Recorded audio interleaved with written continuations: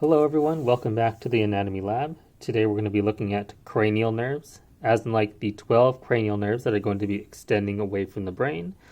And remember that when you talk about the cranial nerves, you need to be able to say the name of the cranial nerve, you need to be able to say the number of the cranial nerve, and then also when you're writing it specifically, you need to write it as the Roman numeral number. So, for instance, just to get us started, this would be like part of the olfactory nerve, cranial nerve number 1.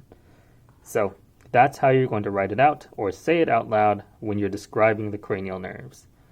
So what we're going to see now is that when you look at the cranial nerves, like depending on your view and depending on what landmarks you can see, like you can definitely identify them, but you need to be a little bit careful based off of like how they're oriented, but also how you relate them to other structures. So first, let's kind of start off with the more direct way by looking at the brain itself. So for the cranial nerves, luckily, like they kind of, for the most part, go in order.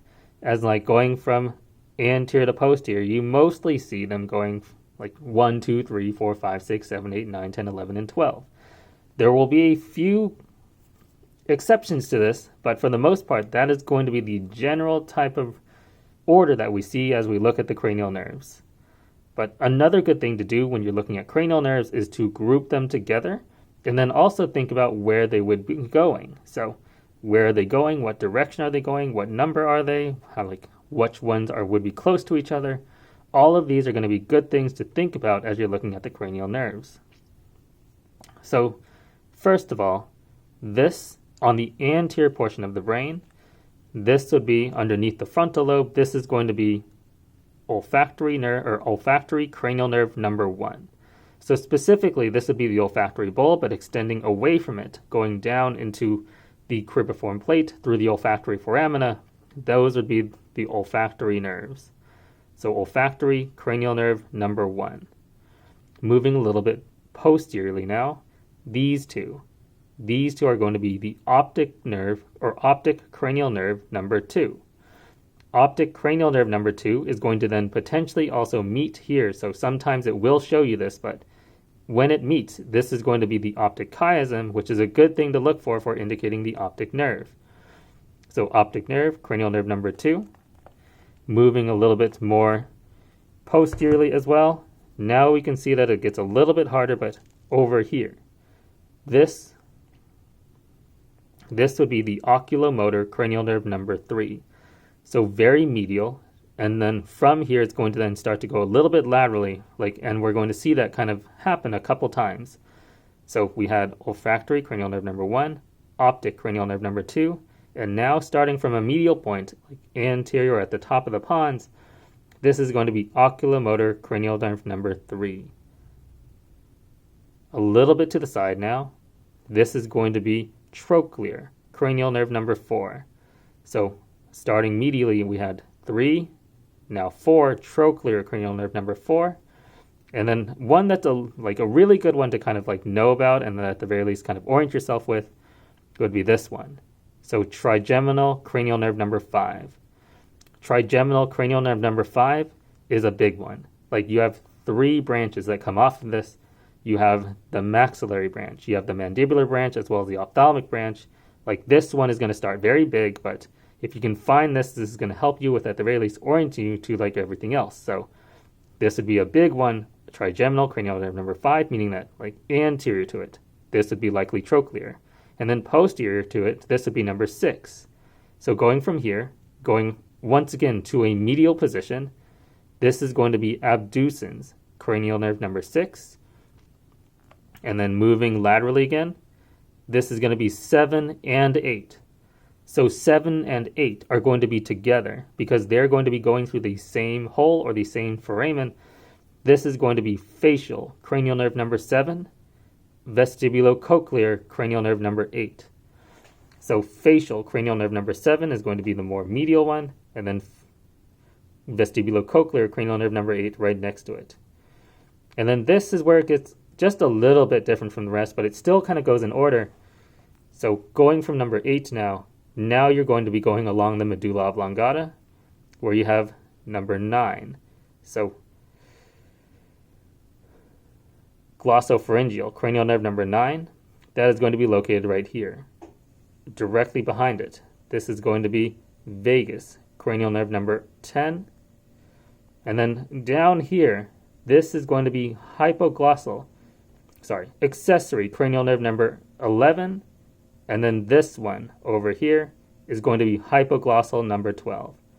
So accessory cranial nerve number 11, hypoglossal cranial nerve number 12.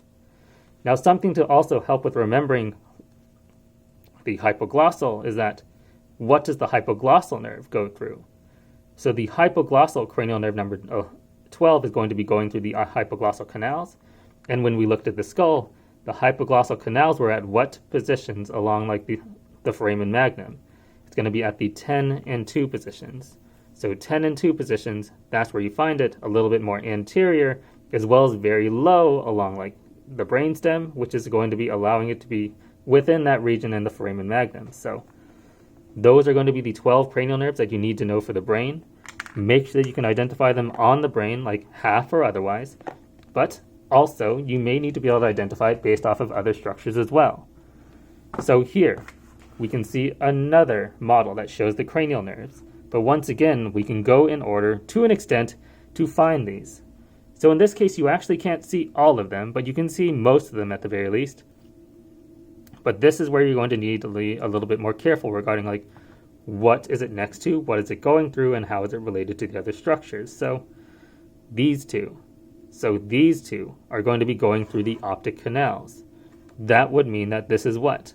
This is the optic nerve, cranial nerve number 2. So these are the ones that are going to the eyes for visual stimuli. And then moving a little bit more posteriorly, this would be the oculomotor nerve. So the oculomotor nerve, very medial, it is going to be going through the superior orbital fissure over here, and that is going to be also going to the muscles of the eye, or muscles of the eye in this case.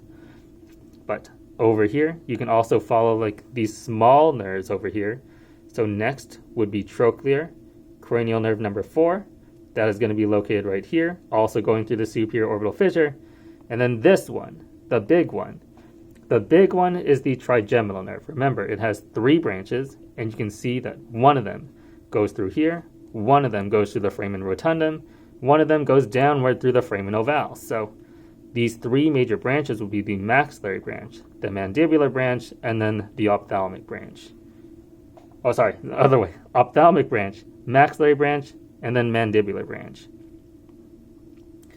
Now, even further inferiorly now, like next, after this big one, this is then going to be the abducens nerve. So once again, kind of medial, this is the abducens nerve.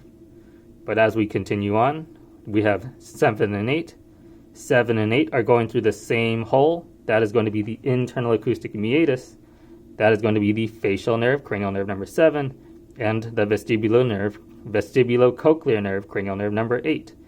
So hopefully you remember your bones and your foramina, because that is going to be important for being able to identify these.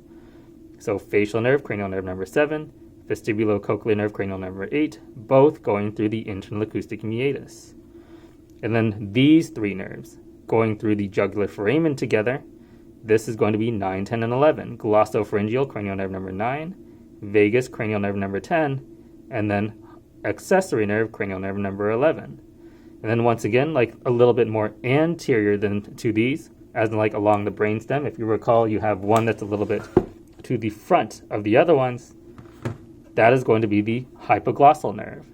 So the hypoglossal nerve is down here, going through the hypoglossal canal.